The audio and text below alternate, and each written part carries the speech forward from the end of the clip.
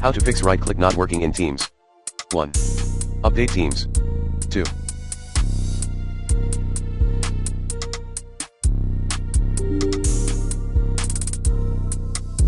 Pop out the chat in Teams.